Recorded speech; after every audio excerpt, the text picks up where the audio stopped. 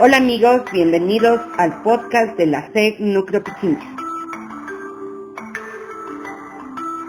Hola Bolívar, ¿cómo has pasado? Hola Luis, qué gusto que me hayas venido a visitar aquí al hospital y poder dialogar un poquito. Para mí es un gusto enorme y conversar un poco contigo sobre cómo se debe guiar la optimización del tratamiento en los pacientes con insuficiencia cardíaca. La verdad es importante el tema que estás topando porque se ha dejado que la insuficiencia cardíaca esté a nivel del tratamiento solo de los cardiólogos. Y tanto tú como yo hemos estado en hospitales en donde el acceso es muy complicado. Y muchos de estos pacientes con insuficiencia cardíaca se quedan a niveles primarios de atención y a veces tardan mucho el tratamiento, muchas veces por miedo, y no comenzamos a hacer la optimización. Y pienso que lo más importante en un inicio es perder el miedo y conocer los fármacos que no son complicados. Exactamente, tenemos que, para todos los que atendemos a pacientes y podemos atender pacientes con insuficiencia cardíaca, tener claro los 4 pilares del tratamiento de los pacientes con insuficiencia cardíaca, con fracción de eyección disminuida, como son el grupo de los IECA, ARA2 y ARNI, beta bloqueadores que han mostrado beneficio, como son el carvedilol, bisoprolol, bisglucinato, metoprolol, la espironolactona y la eplerenona, y el grupo de los inhibidores de SGLT2.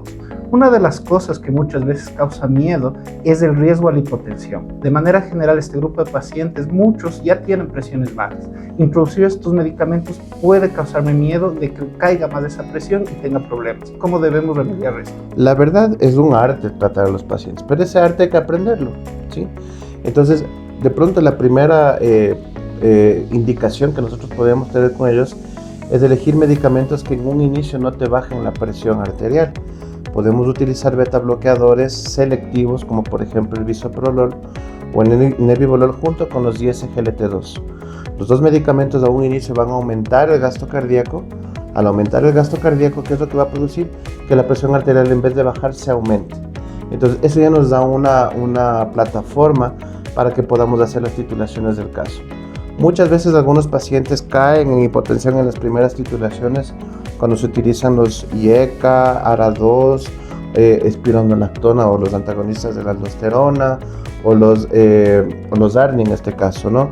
Entonces puede ser que por ejemplo en este caso nosotros necesitemos hacer las titulaciones un poquito más espaciadas, pero lo importante es que no nos demos por vencidos. Y lo más importante, Luis, que tenemos que hacer las titulaciones hasta donde el paciente tolere, ¿no? Porque muchas veces queremos llegar y llegamos a algunos pacientes que son un poquito más avanzados, pero tenemos que ir hasta donde el paciente realmente tolera. Exactamente, buscando la dosis apropiada para el paciente, Sí. Individualizando los casos. Un aspecto también muy importante es que debemos categorizar que si alguna vez no pudimos introducir un medicamento porque el paciente presentó hipotensión, presentó un potasio alto, esto no quiere decir que totalmente para toda su vida va a estar contraindicado este medicamento. Puede ser que en el estado hemodinámico de ese momento no toleró, pero con el pasar del tiempo puede mejorar ese estado hemodinámico y tolerar esa medicación, y debemos buscar otra vez esta posibilidad de beneficio para nuestros pacientes. Muchas gracias, Bolívar. Solo una cuestión importante también en esta parte que estabas diciendo es cuiden que no haya medicamentos que estén generando hipotensión. Exacto. Entonces, por ejemplo, existen pacientes que los dejan con la furosemida o los diuréticos de largo plazo.